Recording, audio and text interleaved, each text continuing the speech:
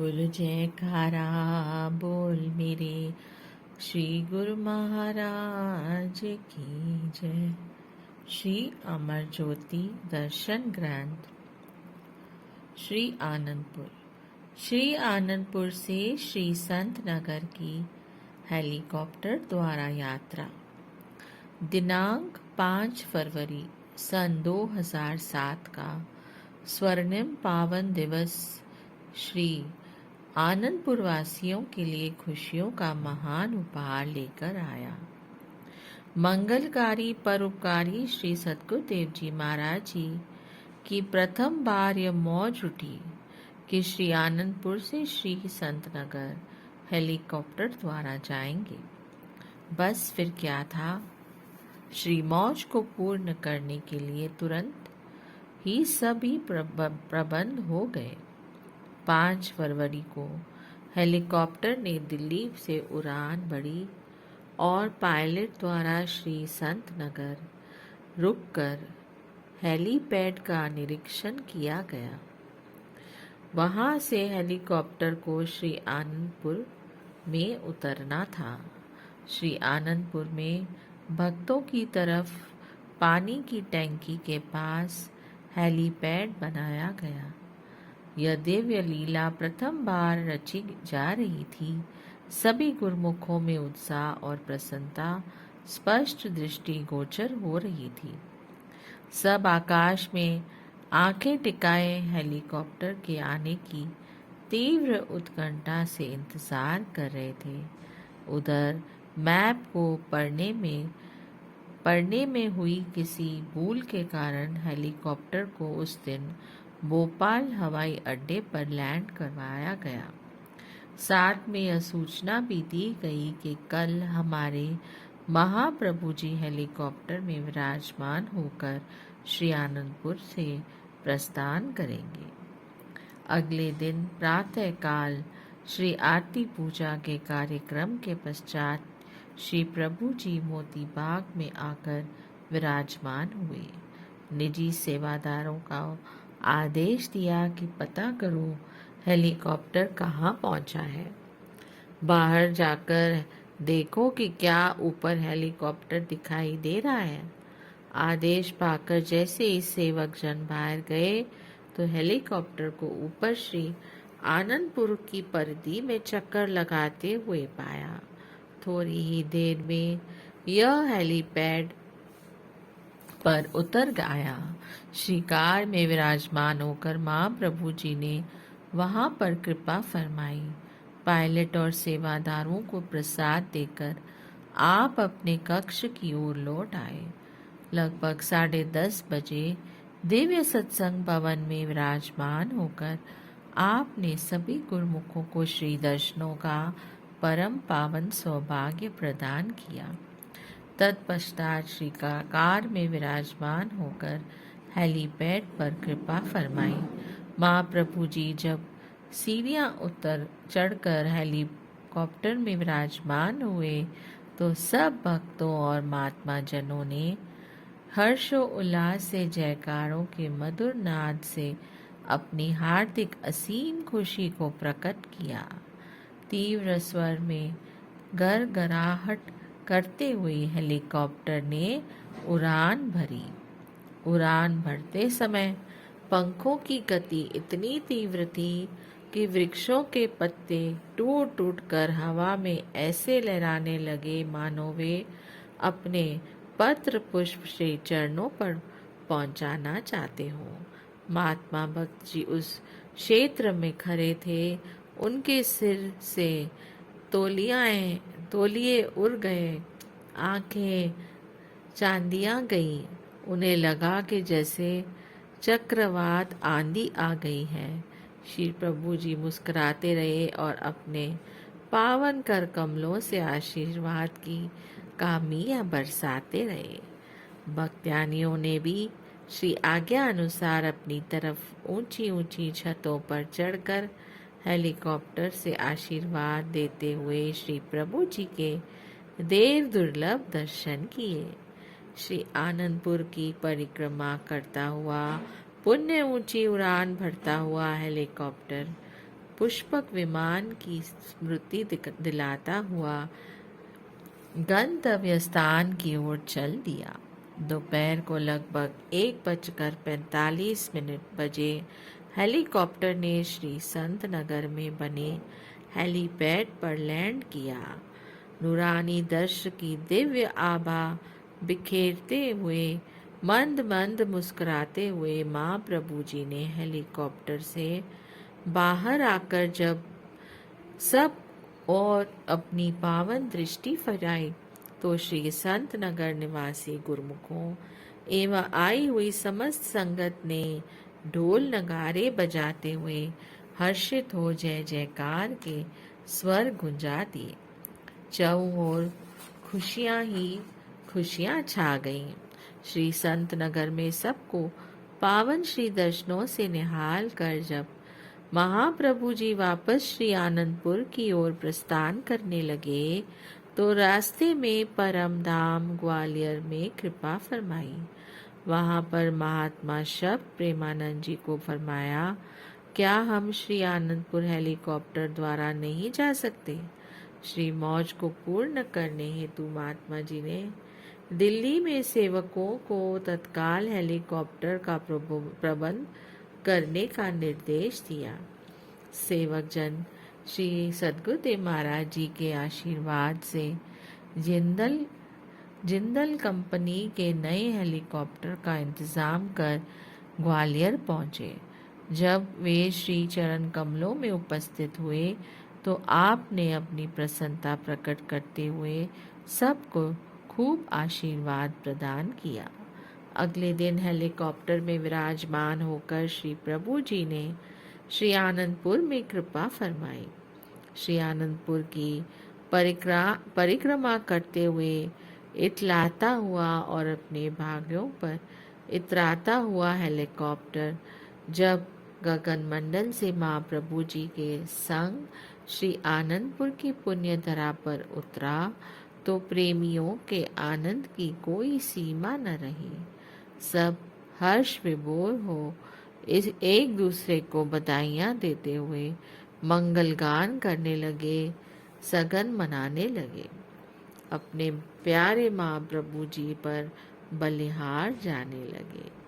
साय समय आनंद भवन सत्संग हॉल में जब पावन श्री दर्शन खुले, सब ने ताली बजाकर श्री प्रभु जी के शुभ स्वागत के उपलक्ष्य में गीत गाए। प्रत्येक प्रेमी का हृदय मयूर की न्याय नृत्य करने लगा। महापुरुष अपनी मौत से जिस परमार्थ कार्य के लिए श्री आज्ञा फरमाते हैं, रिद्धियां सुधियां स्वयं उस कार्य पूर्ति के लिए प्रयत्नशील हो जाती हैं। अपने प्राण धन महाप्रभु जी के ऐसे दिव्य अलौकिक नज़ारों को देख निरख कर सभी गुरुमुखों का हृदय पुलकित हो उठा। परम इष्ट देव श्री श्री 108 श्री तृतीय पातशाही जी महाराज जी ने अपने मुखारविंद से जो परम वचन किए थे कि श्री आनंदपुर में एक दिन जहाज भी उतरेंगे, वे भी साकार हो गए। अनुशासन उपदेश। श्री आनंदपुर दरबार में सुरत शब्द योग, ज्ञान, वैराग, प्रेम और भक्ति का अद्भुत सामंजस्य है। प्राय संत वाणियों में यही कहा जाता है कि प्रेम ही प्रभु को पाने का सर्वोत्तम साधन है। प्रेम के सम्मुख ज्ञान महत्व ही नहीं रखता। महापुरुषों ने यहाँ पर प्रेम और ज्ञान दोनों को ही गुरु भक्ति का एक अंग सुझाया है। इन दोनों में सामान्य होने पर ही अनुशासन से जीवन में गुरु भक्ति पथ पर चलने में दृढ़ता आती है। ऐसा मार्ग सुझाने के लिए महापुरुष किसी रचना का उद्घाटन कर प्रत्यक्ष प्रदर्शित करते हैं। एक बार श्री सद्गुरु दाता दयाल जी ने विदेश में कृपा की और वहीं पर ही श्री प्रयागधाम से दशहरे पर्व पर श्री आनंदपुर में मनाने का प्रोग्राम किया। अभी आप विदेश में ही थे कि दिल्ली, जालंधर, लुधियाना, अमृतसर आदि स्थानों में चर्चा फैल गई कि दशहरे के पर्व पर श्री आनंदपुर में अवश्य दर्शन होंगे। प्रेमी गुरमुख फोन द्वारा एक दूसरे से पूछते कि यह प्रोग्राम कहाँ से आया है। इसका उत्तर किसी के पास न था। सब पर एक ही धुन सवार थी कि श्री आनंदपुर में श्री दर्शन होंगे। काफी संगतें दशहरे से पहले ही श्री प्रभु जी का विदेश आगमन देखने के लिए यहाँ एकत्र हो गईं। श्री आनंदपुर के प्रबंधक जन आश्चर्यचकित थे कि यहाँ पर तो कभी तक कोई सूचना नहीं मिली, फिर इतनी संगत यहाँ कैसे आ गई है। सबको यही कहते कि अभी तो विदेश में से बंबई में आगमन की सूचना ही नहीं मिली। सब एक आवाज में उत्तर देते कि हमें भी गुप्त संदेश मिला है और आप भी उसे गुप्त रखना चाहते हैं।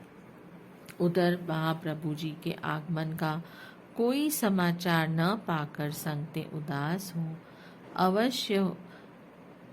उदास तो अवश्य हुई, परंतु दशहरे का पर्व बीत जाने पर भी कोई वापस लौटने को तैयार ही न हुआ। जालंधर से आई हुई कुछ संगत ने निराश मन से वापस लौटने का विचार किया, परंतु उनके दिल में एक झलक पाने की उत्कट अभिलाषा थी। फिर भी जैसे तैसे हृदय को धैर्य बांधते हुए वापस जाने के लिए वे सब बीना स्टेशन पहुंच गए। पंजाब की ओर जाने वाली ट्रेन कुछ घंटे लेट थी। इधर आपने श्री प्रागधाम में 2 दिन दर्शन दिए और अचानक ही श्री आनंदपुर जाने के लिए ट्रेन में विराजमान हो गए। बीच मार्ग में ही श्री आनंदपुर में पहुंचने की शुभ सूचना दी।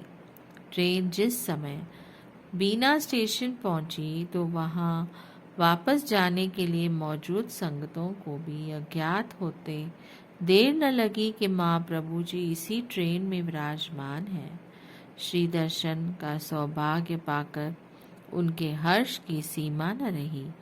वे सब अपना वापस जाने का प्रोग्राम रद्द कर श्री गुरुमा जी के साथ श्री आनंदपुर लौट आए। श्री आनंदपुर नगरी में श्री प्रभु जी के शुभ स्वागत हेतु खूब सजावट की गई थी। गुरमुख सेवकों ने बहुत हर्षोल्लास से खुशी में झूमते हुए तथा जयकारे लगाते हुए पुष्प मालाएं और गुलदस्ते भेंट कर अपने महाप्रभु जी का शुभ स्वागत किया। आपने भी अपनी कृपा दृष्टि और शुभ आशीर्वादों से सबको खूब निहाल किया। पुण्य प्रबंधक जनों एवं स्थायी निवासियों को अपने सम्मुख बिठाकर वचन फरमाए। श्री आनंदपुर विश्व विख्यात परमार्थ भक्ति का दरबार है। देश विदेश में रहने वाले अनुयायी गुरुहानी लाभ उठा रहे हैं। वे श्री आनंदपुर के दर्शन करने और झलक पाने के लिए आतुर हैं। श्री आनंदपुर विशेष स्थान है, इसके सेवक भी विशेष हैं और यहाँ का प्रबंध भी विशेष होना चाहिए। अभिप्राय यह है कि सबको अनुशासन बद्ध होना चाहिए। अनुशासन से एक संस्था का मूल्यांकन होता है, जिससे इसके जिम्मेवार प्रबंधक जन तथा सभी शरणागत स्थायी निवासी हैं। यहाँ पर प्रत्येक कार्य क्षेत्र की ओर ध्यान रखें और कि कोई भी यहाँ से आचार व्यवहार से भक्ति पद से विचलित न होने पाए। स्वयं भी अनुशासन में रहें और सबको अनुशासन प्रिय बनाएं। प्रबंधकों ने विचार विमर्श किया कि जब प्रभु जी यहाँ से प्रस्थान करने लगे तो संगत स्टेशन पर नहीं होनी चाहिए, न ही और संगत यहाँ बिना आज्ञा के आनी चाहिए। इतनी शीघ्र ही यह सब व्यवस्था करना चाहिए कुछ कठिन कार्य था। फिर भी सब ने मिलकर बिना आज्ञा के आई हुई संगतों को एक दिन पश्चात भेजने का भरसक प्रयत्न किया। जितनी संगत यहाँ से जाती उससे अधिक बाहर से आनी आरंभ हो गई। अशोकनगर स्टेशन पर ऐसा लगता था मानो श्री आनंदपुर में कोई पर्व मनाया जा रहा हो। आपने प्रातः कार में विराजमान होकर शीघ्र ही श्री प्रागधाम की ओर प्रस्थान किया। साथ में भक्तजनों की पिकअप जा रही थी। मार्ग में उन्हें रोककर फरमाया कि कार के पीछे पीछे पिकअप चलाते आओ, मार्ग में किसी आश्रम पर नहीं ठहरना। अशोकनगर से बोगी बुक होने पर भी आप उसमें विराजमान नहीं हुए। केवल संगतों के प्रवाह का अनुशासनहीन होने का विचार कर मार्ग की कठिनाइयों की ओर ध्यान न देते हुए कार द्वारा यात्रा करने का विचार किया। महापुरुषों की प्रत्येक कार्रवाई में जीवों का कल्याण ही निहित होता है। संगत किसी तरह से भी श्री आज्ञा की अवहेलना न करते हुए उसमें पूरी तरह पाबंद रहे, अनुशासन से रहे। इसके लिए आपने अपने कोमल तन पर कष्ट उठाते हुए भी एक अनोखी लीला रच दी।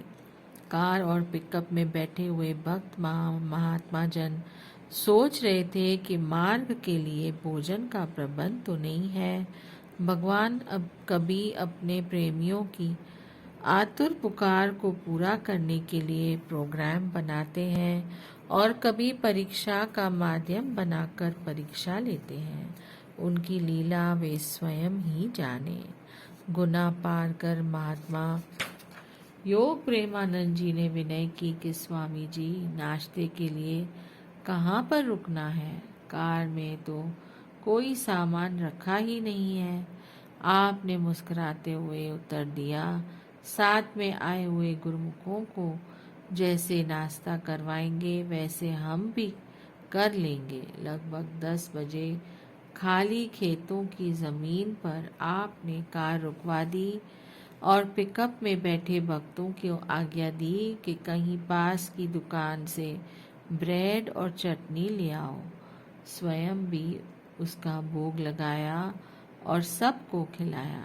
भक्तों जन ने इतने प्रसन्न हुए कि ऐसा स्वर्णिम अवसर प्रदान करने के लिए ही शायद यह संजोग बनाया गया है। दोपहर का समय नर्मदा नदी के तट पर दूर दूर तक संतों के तंबू लगे हुए थे।